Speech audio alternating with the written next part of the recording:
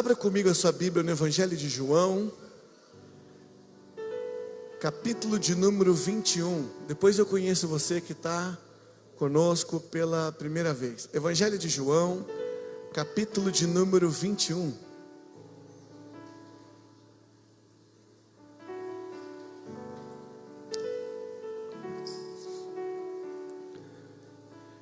Evangelho de João, capítulo de número 21, versículo, a partir do versículo de número 15. No final nós vamos estar orando pelas causas na justiça. Você que tem algo na justiça pendente, o ano ainda não terminou. O milagre de Deus pode acontecer a qualquer momento. Então por isso nós vamos clamar no final. Tá bom? Você que está nos assistindo também, vamos clamar junto, pedindo ao Senhor que destrava aquilo que precisa ser escancarado sobre a nossa vida. Evangelho de João, capítulo de número 21. Todos encontraram? Na verdade é o último capítulo do Evangelho de João, se eu não me engano. Segura na sua mão a Bíblia aberta. Vamos clamar ao Senhor. Pai, no nome do Senhor Jesus, nós estamos diante do Senhor, dessa palavra poderosa que transforma, palavra que cura, palavra que liberta, palavra que alimenta, que nos sustenta e nos faz permanecer vivo na fé. Pai, essa palavra eu te peço que o Senhor nos dê graça para ministrá-la, graça sobre graça, alegria, ousadia nessa palavra. Pai Santo, venha falar conosco, prepara o nosso coração, que seja ele terra fértil para plantio da tua palavra. Espírito Santo, venha tocar nas nossas vidas, venha tocar em nós, naquele que nos assiste. Pai Santo, muitas coisas o Senhor já trouxe ao nosso entendimento, talvez até no coração, mas eu sei que sua palavra, elas são insondáveis, se não for através do teu Espírito Santo, e que ele tenha um acesso por detrás das Escrituras, trazendo luz, revelação a tudo que ainda não chegou até nós. Abençoa-nos essa noite, no nome de Jesus. Amém e amém. Hoje nós vamos falar que acima de tudo nós temos que amar.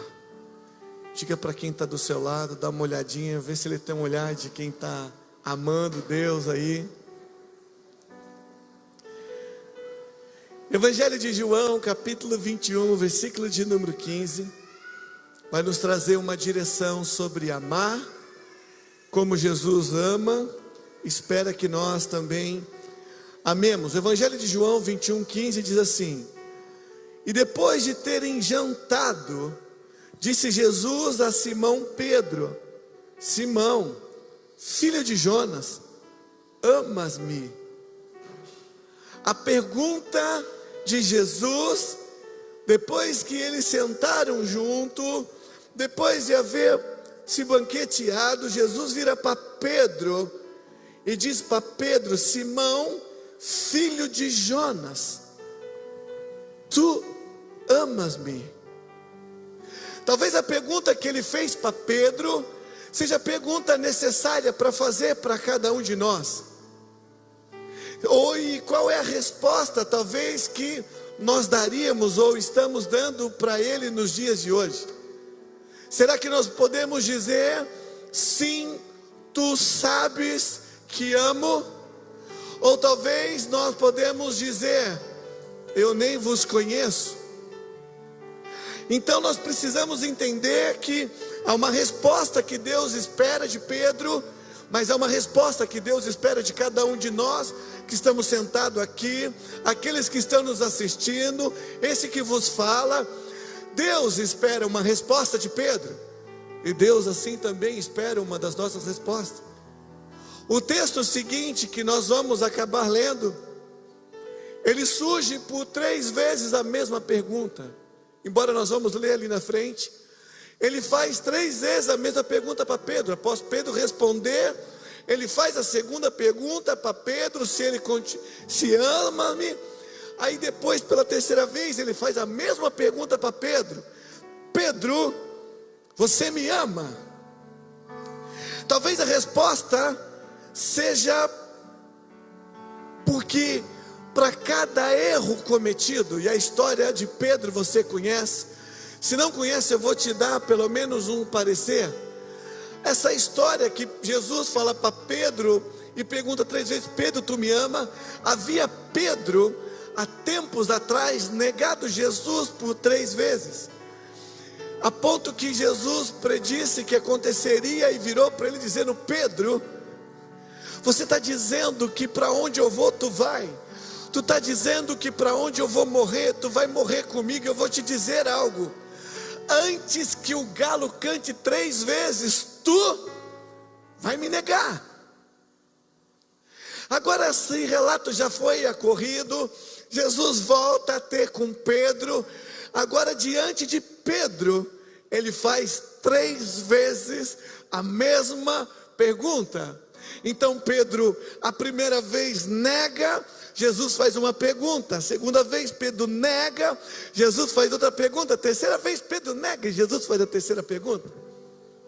Então me intriga, por que Jesus faz 3 vezes a mesma pergunta? E eu fiquei pensando nessa noite e nessa tarde, é que para cada negação de Pedro, minha ou sua, Deus está ali pronto para nos curar, restaurar, perdoar e nos amar. Nós precisamos entender que quando falhamos e erramos, Deus não está com um porrete dizendo: vou matar você, eu vou riscar você do livro da vida. Não, abusar da graça é uma coisa. O pecado na vida do crente, na vida do cristão, ele tem que ser um acidente, como foi um acidente na vida de Pedro. Após ocorrer essa terceira negação, a Bíblia diz que Pedro foi orar e chorar de uma forma profunda, intensa, de dor e arrependimento. Então, para cada vez que erramos e há o arrependimento vindo junto, tem Deus preparado para nos perdoar. Mas talvez a segunda resposta, porque é que Jesus faz para Pedro 3 vezes a mesma pergunta. Eu fico pensando que não podemos deixar de entender isso, que cada vez também que nós erramos e falhamos, nós também precisamos ir até lá consertar.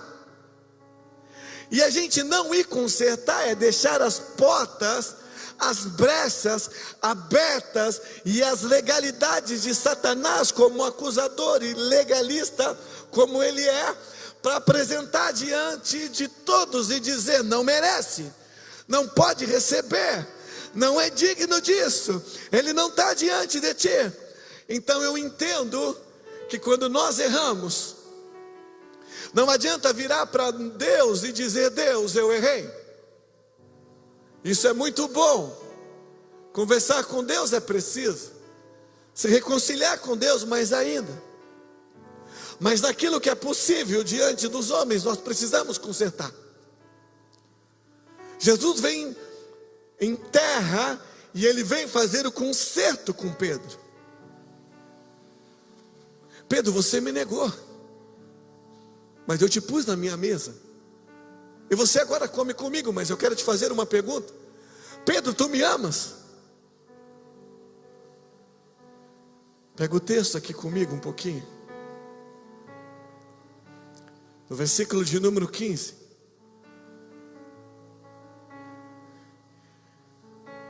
Depois de terem jantado, disse Jesus a Simão Pedro: Simão, filho de Jonas, amas-me mais do que estes? E ele respondeu: sim, Senhor, tu sabes que te amo. Então Jesus diz: apacenta as minhas ovelhas. Quando Jesus vem para Pedro, ele vem pela segunda vez, ele faz a mesma pergunta. E Pedro cancela o primeiro prejuízo que ele dá a Jesus, vamos assim dizer. Agora havia um perdão, bênção, mas havia um outro problema. Havia mais duas vezes que ele havia cometido um problema contra alguém. Só que contra esse alguém era Jesus. Então Jesus chama ele novamente, faz uma pergunta: Pedro, tu me amas? E ele vai responder, e nós vamos ler aqui na frente. Deixa eu dizer algo para você.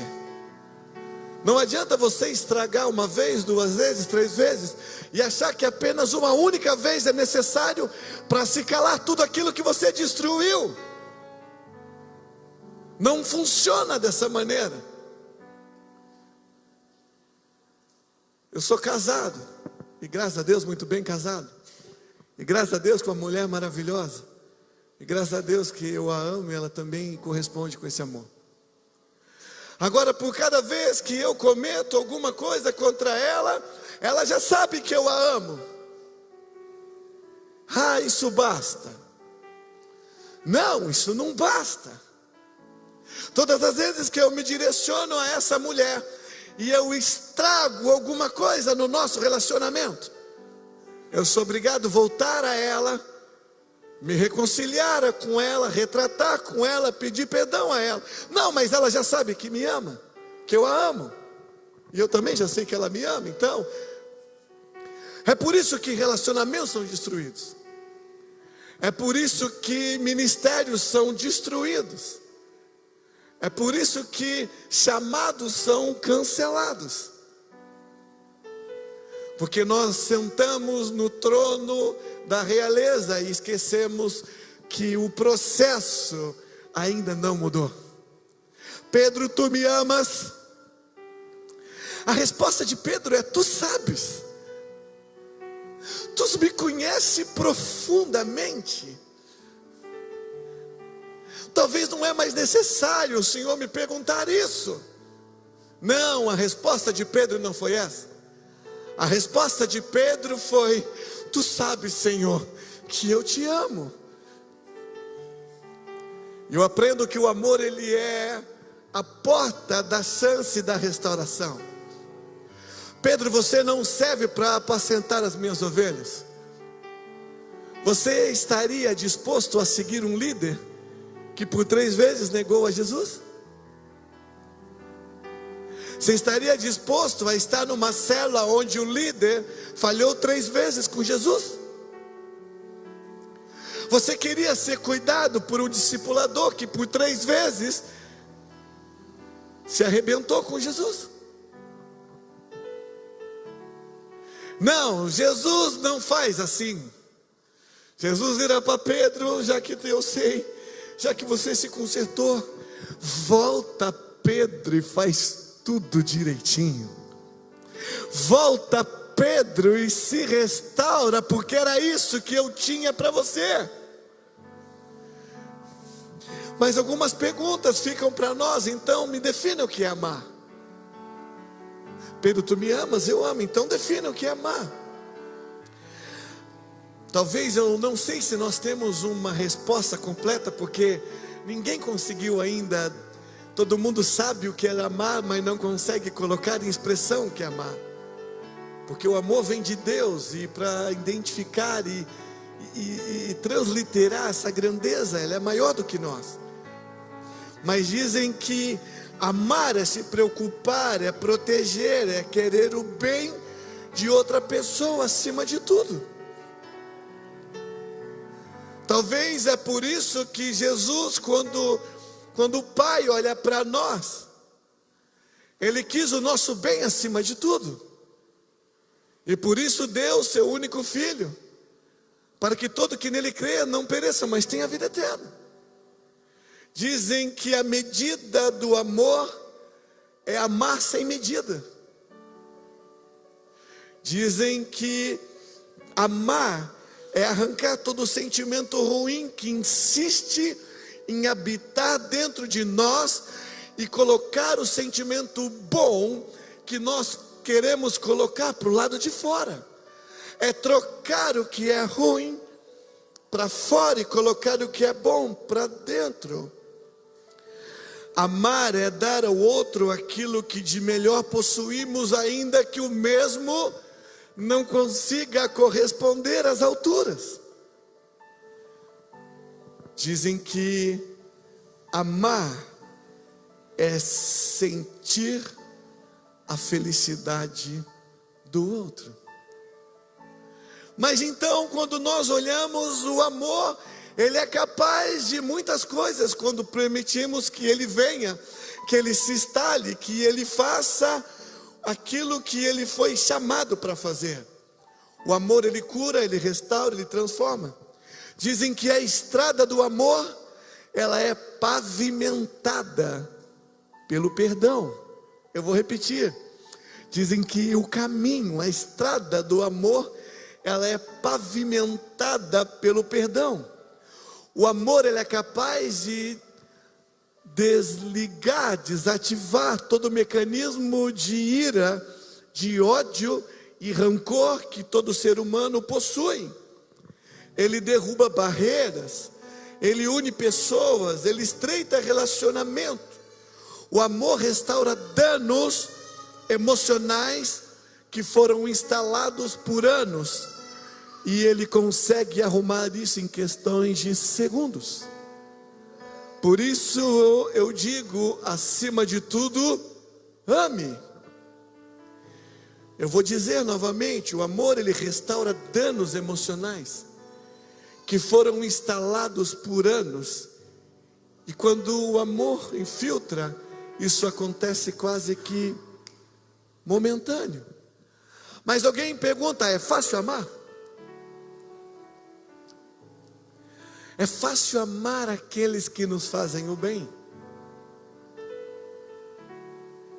Mas há um problema que Deus inverte esse papel em Mateus capítulo 5, versículo 44. Abre comigo sua Bíblia, por favor. Se eu não estiver enganado, é esse endereço na Bíblia. Mateus capítulo 5, versículo de número 44.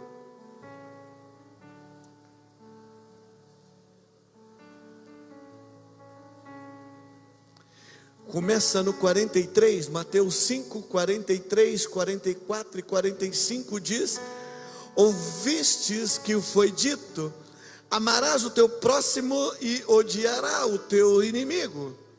Não foi isso que vocês ouviram? 44, ele diz: eu porém vos digo, amai os vossos inimigos e orai pelos que vos perseguem, para que vos tornei filho do vosso Pai Celeste, e vi chuva sobre justos, Pai Celeste, porque Ele faz nascer o sol sobre os maus e os bons, e vi chuva sobre justos e injustos.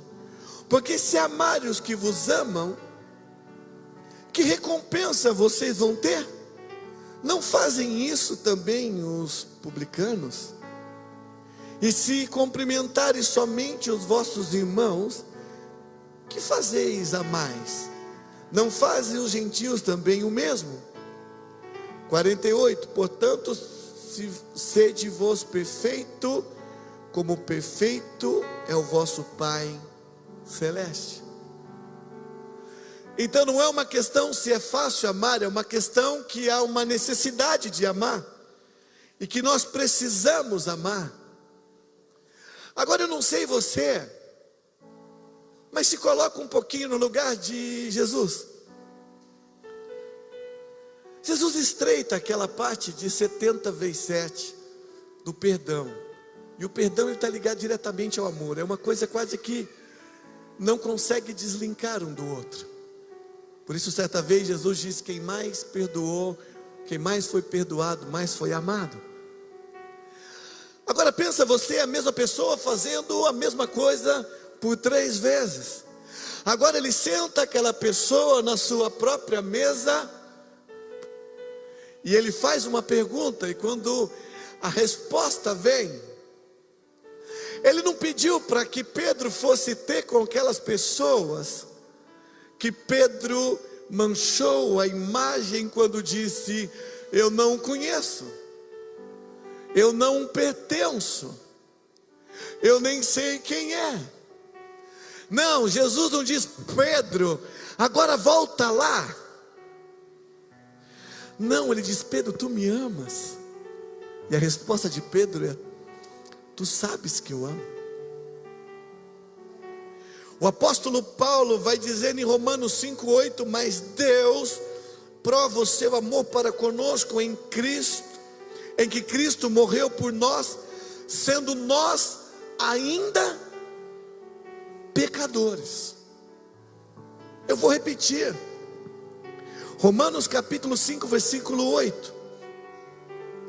Mas Deus prova o seu amor para conosco, em que Cristo morreu por nós, sendo nós ainda pecadores. Você não é amado por Deus porque você aceita Jesus Cristo como Senhor e Salvador da sua vida. Não é por causa disso que tu é amado, é por causa disso que tu é salvo. Agora, o amor de Deus, ele não está ligado o fato de vir para cá ou vir para lá. O amor de Deus, ele é incondicional, porque a Bíblia diz que Deus é amor. A Bíblia não diz que Deus tem amor. A Bíblia diz que Deus é amor. Então, amar não é uma questão de sentir, é uma questão de decidir. Eu vou ler de novo. Porque Deus prova o seu amor para conosco, em que Cristo morreu por nós. Eu vou traduzir para nós. Quando eu e você, e tu que me assiste, quando todos nós vivíamos nos prazeres do pecado, não ligávamos para o sacrifício feito na cruz, o justo pelo injusto, o limpo pelo sujo. Quando nós não estávamos nem aí para esse sacrifício, quando nós não tínhamos dimensão dessa existência ou desse entendimento maior, Paulo diz que quando nós virávamos as costas para Deus, quando nós vivíamos da maneira que nós queríamos, Deus provou para mim, para você, o amor que Ele tem por nós, por entregar a Jesus. Isso não aconteceu em 2019, isso aconteceu há 2019, ou pouco mais, perdão, é quando Jesus nasce, mas quase 2000 anos atrás, melhor dizendo. Esse amor já foi conquistado, esse amor já foi declarado. Mas no versículo 15, e você volta comigo no Evangelho de João 21:15. Mas o amor então ele é uma decisão, e você precisa entender isso hoje. Deus não precisou sentir você, Ele não quer mais o pecado, agora eu vou amá-lo. Não, Deus decidiu nos amar quando éramos pecadores. Evangelho de João, capítulo 21, versículo 15, diz assim: e depois de terem jantado, disse Jesus a Simão Pedro: Simão, filho de Jonas, amas-me mais do que estes? E ele respondeu: sim, Senhor, tu sabes que te amo. E disse-lhe: apacenta as minhas ovelhas. Eu quero trazer luz para esse texto que vai dar uma riqueza para nós. Ele está dizendo assim: e depois de terem jantado, disse Jesus a Simão Pedro: Simão, filho de Jonas. Quando ele vai dizer amas-me, ele vem para cá e diz agapao. Do grego original ele está dizendo agapao. Ele está dizendo de amor ágape. Ele está dizendo: Pedro, tu me amas com amor ágape, o amor que é de Deus. Tem o amor ágape, o eros, o filos, e tem o storge, tem tantos, mas esses 4 são os que mais se falam. O amor ágape é o amor que Deus dá para o homem, é o amor puro, sem mancha, não tem troca, simplesmente há amor. Quando Jesus pergunta para Pedro, ele vai dizendo para Pedro: Pedro, tu me agapao, tu me amas de uma maneira que esse amor é dado com constrangimento. A resposta de Pedro vai te assustar, porque a resposta de Pedro está dizendo, e ele respondeu, quem? Pedro disse, sim, Senhor, tu sabes que eu te amo. Mas a palavra que ele vai dizer aqui, ele vai dizendo, tu sabes que eu filo. Ele está dizendo, tu sabes que o meu amor é amor de família, é amor de amigo. Eu não consigo ainda chegar nesse amor. Ele está dizendo, ele está sendo verdadeiro com Jesus. Pedro diz, é amor filo, é o amor de intimidade, de amigo, é amor de pai para filho. Mas não é um amor ágape de Deus. Agora, vai dar uma dimensão maior com a resposta de Jesus nesse versículo. Então ele disse-lhe, apacenta as minhas ovelhas. Então Jesus diz, agapao, Pedro diz, filo. Agora Jesus vem com apacenta, ele vem com a palavra boscó. Então ele está dizendo, então, alimenta. A palavra boscó é a mesma que é o ato de dar pastagem, é o mesmo de nutrir animal para não morrer. Então essa palavra boscó é o que um pastor de rebanho, na atitude de colocar forragem, capim, alimento, água. Então Jesus está dizendo para ele, Pedro, então alimenta-me ovelhas, da pastagem. Em outras palavras, ele está dizendo, nutre espiritualmente, alimentando esse rebanho com a palavra.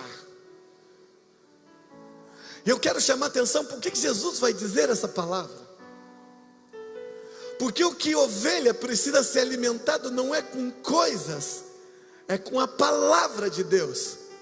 Se você quer ficar firme em Deus, não é coisinhas que te alimentam. Vem hoje que eu te dou tal coisa ungida, vem amanhã que eu te dou. Não, o que faz você ficar de pé não é procurar um profeta, com todo respeito, o dom de profecia, mas o que te faz ficar de pé é a alimentação da palavra de Deus.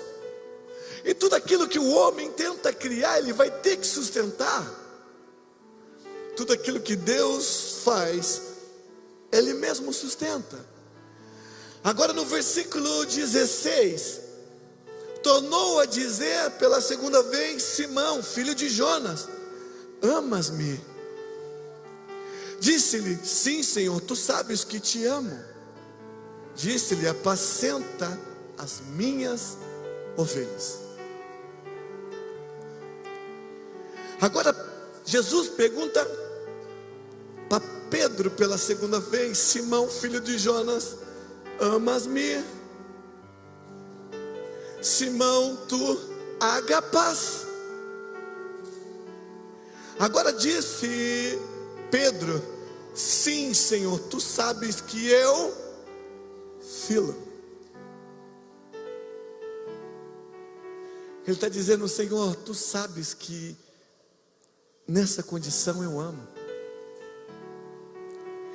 Agora ele vem dizendo, então apacenta as minhas ovelhas.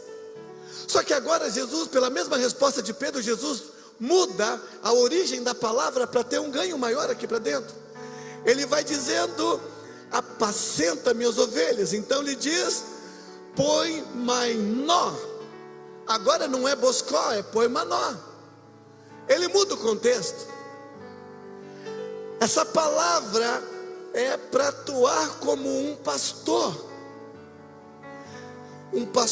que cuida, um pastor que protege. É a mesma palavra usada para um pastor quando ele precisa reproduzir e multiplicar o rebanho. Agora essa palavra, Jesus está dizendo para ele, poimonó. Então agora não é apenas você dar palavra. Agora você precisa ser pastor desse rebanho. Essa é um termo de pastorear, ele inclui guardar, guiar e dobrar o rebanho. Quando Jesus fala da parábola dos talentos, ele diz que para um deu 2, para outro deu 5, para outro deu 10. O dono volta depois para saber dos 10, e os 10 diz, eu tenho 20. Eu multipliquei para o Senhor. Servo bom e fiel, e começa. Ele veio no 5 e diz, Senhor, aqueles 5 que tu me deste, eu preparei e eu transportei e virou 10. E ele diz, muito bom. Agora ele procura aquele que também deu 2, ele espera que esse 2 se torne em pelo menos 4, ou mais que 2. Senhor, eu tive medo de perder o que o Senhor me deu, então eu guardei. Então o Senhor vem com toda uma crítica para cima de tudo isso. Quando Deus está dizendo para Pedro, para os seus discípulos, e você e eu somos discípulos de Jesus, Ele está dizendo não apenas boscó, que nós temos que alimentar as pessoas com a palavra de Deus, incentivar a leitura, entregar um versículo que vai mudar a vida dela. Agora Deus está nos convidando para o poimonó, para cuidar, para proteger, para duplicar o rebanho que Deus colocou nas nossas vidas. E essa palavra, ela é utilizada no pastoreio não requisito de alimento físico, mas em toque na alma. O que eu aprendo com isso? Depois que você nutriu com palavras, você precisa tocar na alma, nos sentimentos. Nós temos que pegar aquelas que vieram com os carrapichos emocionais, que vieram machucadas, e nós temos que sará-las. É isso que Jesus está dizendo para Pedro. Pedro, agora é hora de você sarar as pessoas. Ei, deixa eu dizer, não é tempo de machucar pessoas, é tempo de sarar as pessoas. E há um ganho grande aqui para você que é casado. Para você, esposa, esposo, depois dos DRs da vida, depois que você vai discutir os relacionamentos, o que está bom, o que não está bom, o que precisa melhorar, depois de ter dado a palavra de incentivo, de mudança, ou até de ajuste, não esqueça de tocar na alma, não esqueça de nutrir os sentimentos e emoções, não esqueça de abraçar, não esqueça de beijar, não esqueça de dar as mãos, não esqueça de ir dormir no mesmo horário juntos. Ei, pai, mãe, para você que vai corrigir os filhos, e a Bíblia diz que a alegria de uma mãe e um pai são os filhos, que formosura o rosto. Ele diz que filhos educados são a alegria dos seus pais. Provérbios diz isso. Mas o mesmo provérbio diz que a varinha serve para corrigir. Mas deixa eu te dizer uma coisa, depois de corrigir, depois de falar, não esqueça de trazer para perto e dizer o qual motivo pelo qual você está construindo aquilo na vida dele. Não esqueça de dizer que isso é por amor a ele. Não esqueça de, se for muito duro, também de pedir o perdão. Isso faz parte, tudo isso é o poimonó. Versículo de número 17. Estou caminhando para o fim. Diz assim, em João 15, 17: e disse pela terceira vez: Simão, filho de Jonas, amas-me? Simão entristeceu-se por lhe ter dito pela terceira vez: amas-me? E disse-lhe: Senhor, tu sabes tudo, tu sabes que eu te amo.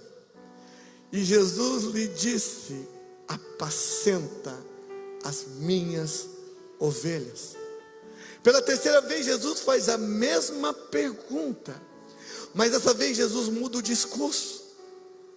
Dessa vez, quando Jesus vai dizer: Pedro, filho de Jonas, amas-me? Ele vai dizer: Pedro, fileis. E Pedro diz: tu sabe tudo, filo. Agora Jesus desce para o entendimento de Pedro. Agora Jesus desce para o nível que Pedro vai conseguir andar. Agora ele vai chegar no nível maior entendimento de Pedro. Agora Pedro já não estava mais declarando que morreria por Cristo. Agora Pedro estava dizendo: tu sabes que eu te amo. Ele muda o discurso, ele não é mais o Pedro, o cara. Agora ele é o Pedro, que a palavra diz aqui: Simão entristeceu-se. A primeira vez ele talvez foi cheio de si. Agora ele está num outro patamar. A palavra diz entristeceu-se. E eu procurei essa palavra, é lupeó. E quando eu olhei esse texto, eu vi isso, eu disse: uau! Essa palavra é a mesma utilizada para a mulher quando vai dar à luz, no estágio de maior dor da vida dela. Então Jesus, quando vai falar com Pedro, Pedro está sentindo a sua maior dor. Agora ele havia vivido lupeó. Agora Jesus diz para ele: apacenta minhas ovelhas. Sabe por quê, Pedro? Porque agora você sabe o que é sofrer. Quando você disse: eu morrerei por ti, você não tinha noção do que era a dor, mas agora você sabe sentir a dor. E quem sabe aonde passou o sofrimento, só ele sabe o que é viver aquilo. Ei, deixa eu te dizer uma coisa: você só pode pregar aonde você foi pregado. Você só pode dizer o que você realmente viveu. O que passar disso não é vida com Deus, é religiosidade. É viver uma mentira, sendo que tu não quer viver uma verdade. Agora Jesus pergunta a Pedro: ágape? Pedro diz: filo. Pedro, agapeo? Ele diz: filo. Agora ele vira: Pedro, fileis. Ele diz: Senhor, filo. Agora ele diz a verdade. Ele não é mais um homem, ele é um homem transformado. Agora ele diz o que ele vivia, ele diz o amor que ele conseguia dar. E deixa eu te dizer uma coisa: só fale a verdade, só age pela verdade. Ei, deixa eu chamar a sua atenção. Se não dá para dar amor, também não dá tapinha nas costas. Ei, eu vou repetir: se não sabe dar amor, também não precisa dar tapinha nas costas. É melhor você dizer: me perdoa, eu ainda não sei abraçar totalmente, me perdoa, eu ainda não superei tudo isso, mas você vai me ajudar, Deus vai me ajudar. Porque quem finge que tem amor é a prostituta, porque a noiva do noivo, ela vive e anda na sua verdade, amém? É isso que precisamos ser. Cara, e aí, não, eu ainda tenho dificuldade nisso. Eu ainda não superei, mas eu preciso da sua ajuda. Eu preciso da ajuda de Deus. Está tudo bem? Não, está tudo bem. Pedro, HPO. Filo, Senhor. Pedro. Na segunda, na verdade, é agapsem. Mas é a mesma origem de HPO, é a mesma palavra, só que está no futuro. Você vai me amar, Pedro? Filos. Pedro, fileis. Filo, Senhor. Nós precisamos entender uma coisa: que o amor que Deus espera se encontra em 1 Coríntios capítulo 13, versículo 1. Voa comigo para lá.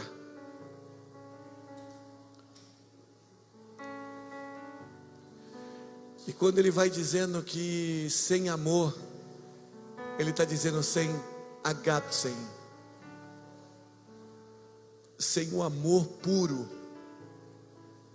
você pode fazer o que for na casa de Deus.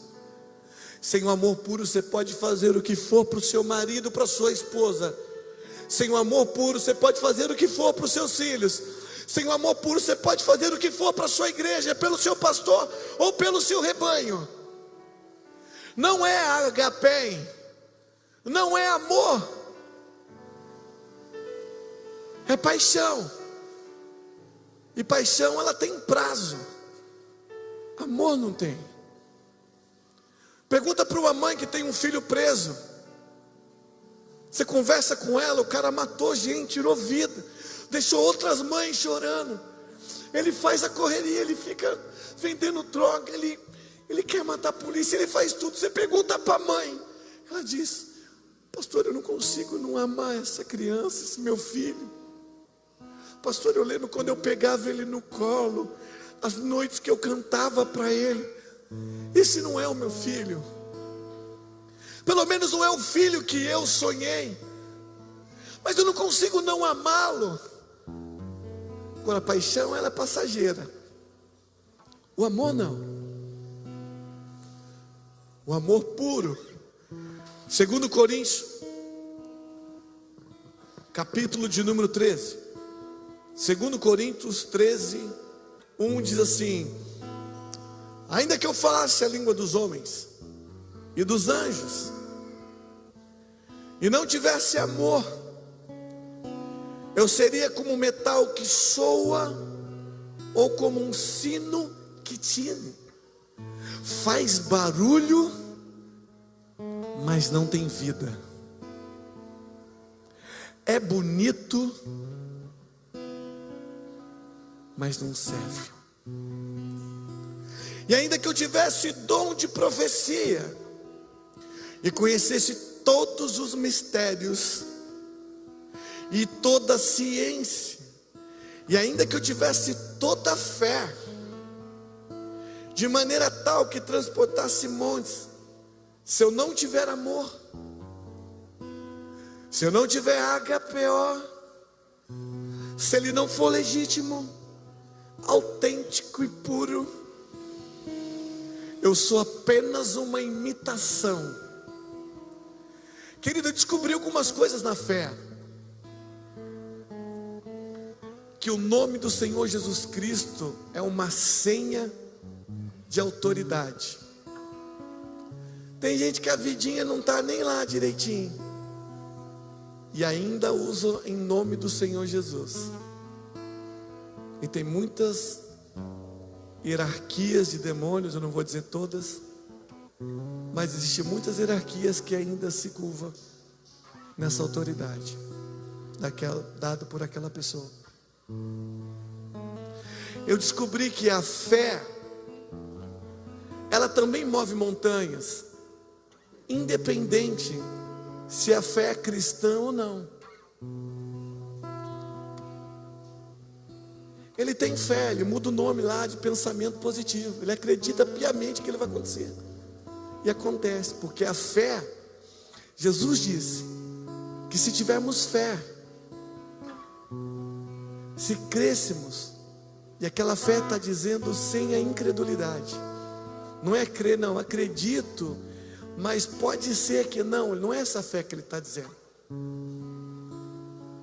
Então o apóstolo Paulo está dizendo, ainda que eu tenha revelações de tudo, conheço a ciência inteira, a minha fé, eu faço coisas, ainda assim, se eu não tiver o amor, eu posso ser um religioso, eu posso ser um imitador, eu posso ser qualquer coisa, menos HPO. E ainda que distribuísse toda a minha fortuna para sustento dos pobres, e ainda que entregasse o meu corpo para ser queimado e não tivesse amor, de nada disso aproveitaria. Mas deixa eu te dizer uma coisa aqui. Ele diz assim: ainda que eu distribuísse toda a minha fortuna, eu comprei aquilo lá para ajudar. Não, você não comprou para ajudar. Você comprou para se promover. Ei, você que me assiste. Não, eu fiz algo, mas você quer o algo com o seu nome lá na frente. Você quer algo com as coisas lá na frente que promova você. Então você não fez por amor, você fez por promoção. Porque HPO é sem interesse. E ele está dizendo: ainda que eu desse o meu corpo para ser queimado. Naquela época no Coliseu, ou que levava os crentes para ser comido por fera, ou ser queimado. Então ele escolhia, tinha vez que tinha poder de escolha. Eu vou ser queimado em praça pública, eles vão ver que eu sou de Deus. Não, você está se promovendo. Então ele está dizendo: isso não vale para nada. Quem se promove não tem humildade, não revela o amor. O amor é sofredor. Versículo 4, é benigno, ele não tem inveja. Então aqui neutraliza os versículos anteriores. Eu quero, não tem lugar para se promover. Quem tem inveja é porque ele quer se promover no lugar do outro. O amor não trata com leviandade. O amor não tem orgulho. Não se porta com indecência. Não busca seus interesses. Não se irrita. Não suspeita o mal. Não folga com a injustiça, mas folga com a verdade. 7, tudo sofre, tudo crê, tudo espera, tudo suporta, tudo falha. Mas o amor nunca falha. Mas havendo profecias, elas vão acabar. Havendo os dons de língua, elas vão cessar. Havendo a ciência, vai tudo desaparecer. Mas o amor jamais acaba. Então, acima de tudo, ame. Acima de tudo, pratique o amor. Você não perde, você só ganha. E eu volto nas 3 perguntas de Jesus. E nós amamos? Veio algo agora na minha mente. Quando ele faz a pergunta para Pedro se ele ama, ele diz: apacenta a ovelha. Porque quem ama cuida das coisas e das causas de Deus. Quando Jesus está dizendo para Pedro: Pedro, você me ama? Então cuide das coisas de Deus. Mas não, Deus não está chamando para mais. Deus está dizendo para mim, para você: nos ama, me ama, ágape, ainda que dá para falar só filhos. Então apacenta, então cure, então guarde, então dê direção, nutre com a palavra. Seja alguém para alguém, mas seja alguém para alguém em amor. Olhe para quem está do seu lado e diz: eu vou amar mais. Você vai perceber isso. Eu vou ser melhor. Nós seremos pastores mais amorosos, em nome de Jesus. Líder de celas mais apaixonados, mais amorosos, em nome de Jesus. Tudo que nós vamos fazer na casa do Senhor, nós vamos fazer com mais amor, porque nós cuidamos da causa e das coisas do Senhor. Fecha seus olhos. Pai, no nome de Jesus, tantos nós como esse que está em casa, no carro, está no celular ou está nos assistindo, que o amor seja o vínculo da perfeição na vida desse, dessa, na nossa vida. Que possamos compartilhar amor através dessa mensagem. Que possamos ser melhores pais, mães, filhos, pastores, ovelhas. Qualquer lugar que o amor seja assinatura nossa. Porque se não tiver amor, de nada adianta, de nada vale. Nos ajuda, Pai. Nos ajuda, Papai. Sair amando aqueles que também falam mal de nós, aqueles que perseguem, como nós lemos aqui. Nos ajude a amar, que possamos andar na verdade, pedir socorro, pedir ajuda, para ser transformado por verdade, por inteiro. Seja conosco, Papai. Entregamos a nossa vida ao Senhor. Entregamos o nosso cuidado ao seu ser. E o que tu perguntaste a Pedro, nós queremos declarar que nós amamos. E queremos ouvir a sua voz. Então cuida das minhas coisas. Te adoramos, louvamos o teu santo nome, Senhor. O teu sangue me aproximou, meu Salvador, libertador. Sua dor e o teu sangue me aproximou, e hoje eu sou filho de Deus, eternamente amado. Se entregue a Ele, renda esse amor. Todo esse amor derramado na cruz habita em mim,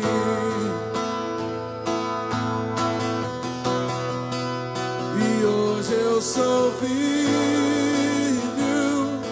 de Deus, eternamente amado por Ele, e todo esse amor